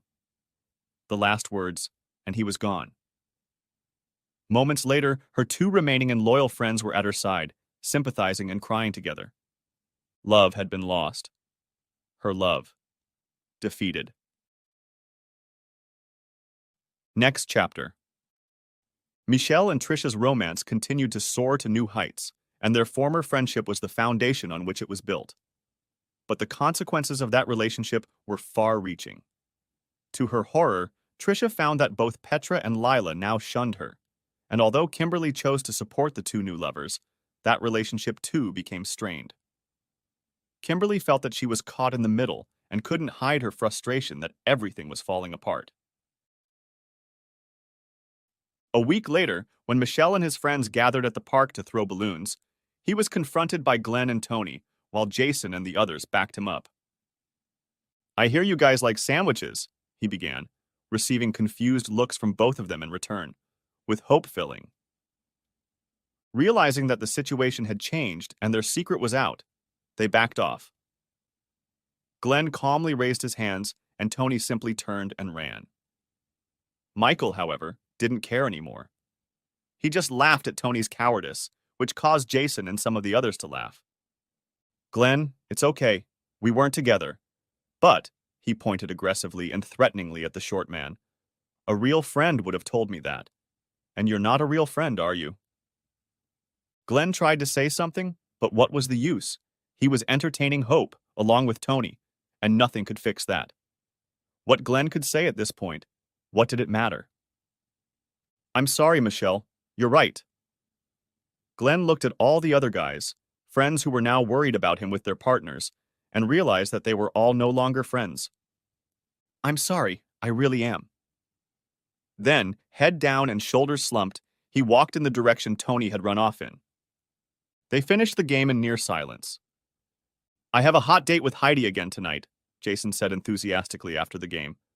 "I'm going to do this. I'm going to ask her about being a little more serious. I think there's something to it." Michelle hugged him as tightly as he could, repaying him for the kindness his friend had shown him so long ago and so many times. "You're going to make it, Jace. I wish you the best of luck." Michelle parted from the hot nurse Meredith, who was more than a little upset. He tried to be gentle and did it in person at her house. She thought the handsome teacher would make an honest woman out of her, but it didn't happen. She was heartbroken that the relationship she had longed for so much had suddenly turned to ashes. When the conversation didn't go well, Michelle felt terrible and tried to reassure her. But his words meant nothing. His actions were meaningless. They both cried, but her tears were the tears of a wounded man, and his were the tears of a guilty man. And then, still reeling from what had happened, he visited his parents. "I'm so sorry, Michelle." His mother was heartbroken by the complete collapse of his relationship with Hope and upset that she had intervened when he had begged them not to. But mothers often think they know best, and Jean had certainly thought so at the time. She remembered how happy he had been with Hope, and she desperately wanted her child to be that happy again. She knew he loved her, and she wanted that love to stay with him, to instill in him the joy she longed for him. His father, however, was thrilled, especially when Michelle spoke of the relationship he now shared with Trisha. "I was trying to keep the peace. If you got Hope back, if you married her, I didn't want there to be animosity between us. We had to play both sides and pray that everything would end well. Not to mention your mother can be pretty stubborn at times. I'm glad you didn't listen to me. I'm glad you showed strength and listened to your heart and head. You're a smart man, Michelle, smarter than I am." It wasn't an instant reprieve, but family is family, and there is only one family, as his grandfather had said before his passing. He had bridges to mend before they were gone forever. So he tried to give them forgiveness, even though it hurt. It was only with Trisha's help that he was able to accomplish this. Now his parents saw that their son was happy again, and with Trisha by his side. Next chapter. Hope stared at the card in her hands. It had been 8 long, bitter months since that last awful meeting at the Brown Street Cafe. She had tried to rebuild friendships, but it had been slow and painful, in tears and self-loathing. That beautiful postcard with the slight scent of lavender set her back. It opened old wounds that she had hoped were already healed or close to healing. Now she knew it would take much longer, require more effort, and cost much more pain and suffering. Michelle Corbin and Trisha Stevens lovingly wish for you to be present with them to celebrate their upcoming marriage, built on love, honesty, friendship, and trust. She didn't read any further. She couldn't read any further. The invitation was sent to the trash can and tears came to her eyes. The end. Thanks for watching. I hope you enjoyed it. So subscribe to my channel and watch the next video.